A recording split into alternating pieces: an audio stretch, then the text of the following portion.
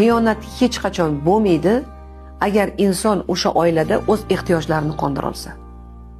Xiyonat har doim qaysidir ehtiyojlar qonmagandan bo'ladi.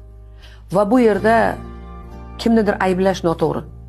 Xiyonat bo'lgan joyda ikkalasi ham aybdor bo'ladi. Sababchi bo'ladi, u ham bu ham. Hech qachon bitta odam butunlay oppog'i, bitta odam qop-qora yoki bittasi qop-qora, bittasi oppoq bo'lmaydi. Har doim bu nimalardir kelishmovchiliklarning oqibatida bo'ladi. Qayerda ko'rgansiz, ikkalasi bir-birini sevishib, yaxshi ko'rib, bir-birini mazza yashab turgan odam birdaniga xiyonat qilib qo'yganini?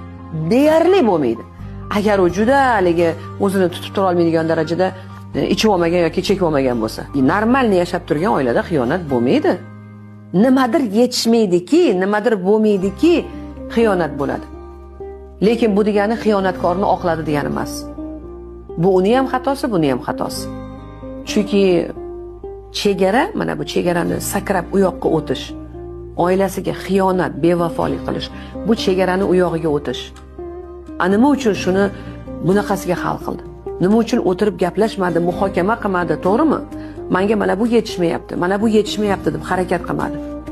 Mana shu harakatni qilganda oila saqlanardi, xiyonat bo'lmasdi.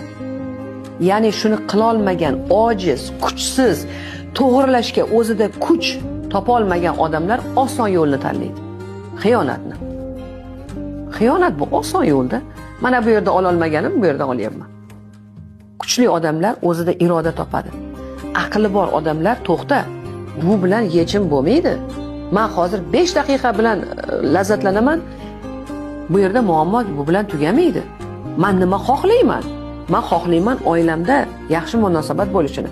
Men xohlayman meni turmush o'rtog'im sevishini. Unda nima qilaman?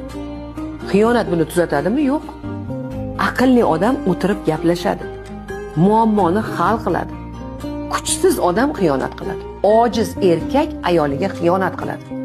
Kuchli erkak to'g'rilaydi.